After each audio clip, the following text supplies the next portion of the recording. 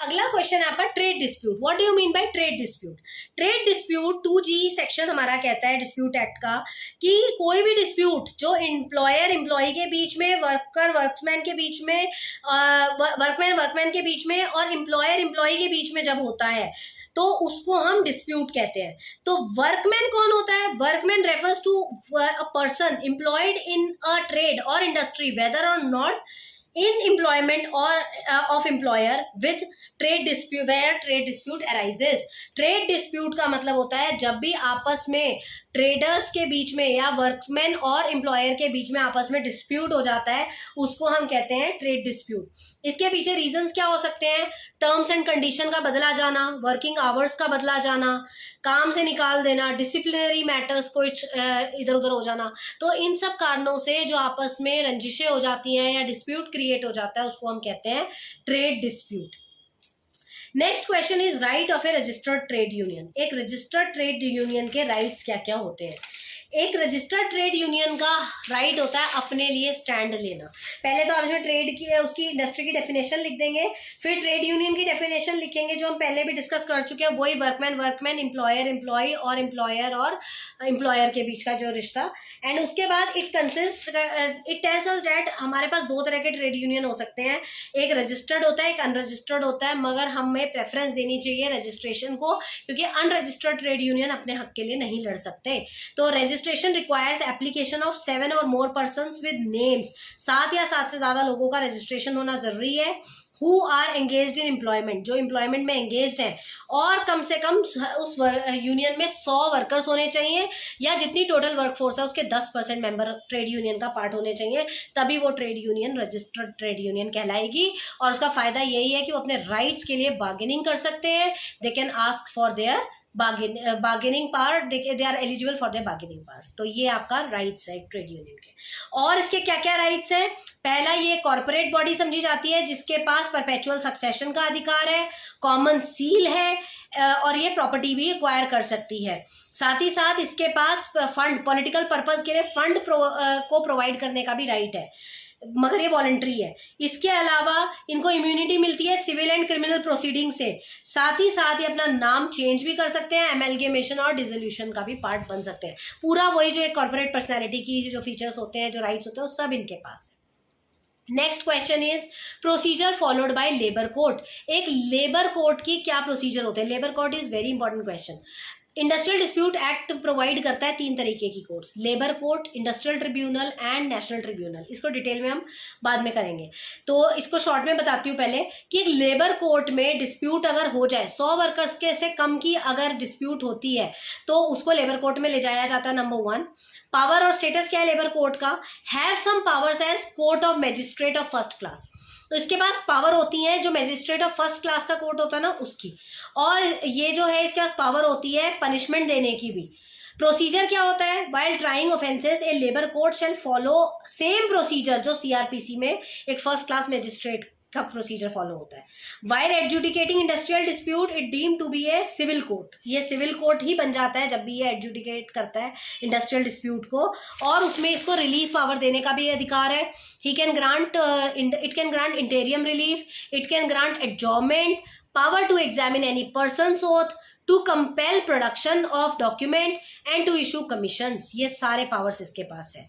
और केसेस को ट्रायल देते time under special act in such cases they can apply their own procedure. ये अपना प्रोसीजर भी फॉलो कर सकते हैं। The process of labour dispute starts while filing of petition before labour conciliation officer, and in case कोई compromise नहीं होता तो डिसीजन लेबर कोर्ट के ऊपर छोड़ दिया जाता है कि वो जैसा डिसाइड करेंगे वैसा हम फॉलो करेंगे। तो ये आपका लेबर कोर्ट हुआ। उसके बाद हु इज अ वर्कमैन। एक वर्कमैन कौन है?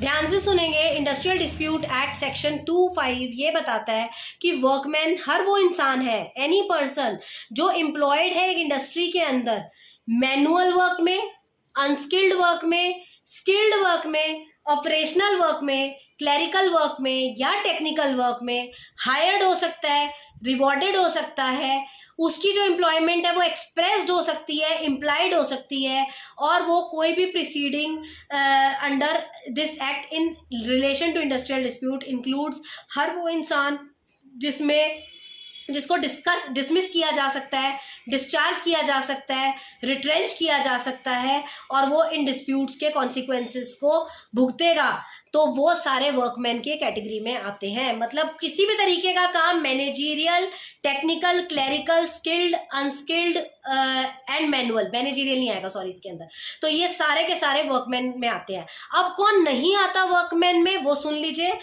वो लोग जो पुलिस सर्विसेज में है उनको वर्कमैन में नहीं कंसिडर करेंगे, जो मैनेजीरियल है उसको नहीं कंसिडर करेंगे, एडमिनिस्ट्रेशन स्टाफ को नहीं कंसिडर करेंगे, सुपरवाइजरी एक्टिविटी करने वालों को नहीं करेंगे, जो 10,000 से ऊपर की वेजेस लेते हैं उनको नहीं कंसिडर करेंगे, साथ में एयरफोर्स, नेवी और आर्मी के लोगों को इन्वॉल्व नहीं करेंगे वर्क्समैन में। इन सबको वर्कमैन में नहीं समझा जाता, बाकी सारे वर्क्समैन है। तो ये हो गई हमारी वर्क्समैन की डेफिनेशन। अब आगे बात करेंगे वर्क कमिटी की। What is a work committee? Work committee, according to IDA 1947, every employer should form a work committee if they have more than 100 employees. अगर 100 से ज़्यादा employees आपकी वर्क कमिटी उसमें इंडस्ट्री में है तो आपको वर्क कमिटी बनानी पड़ेगी।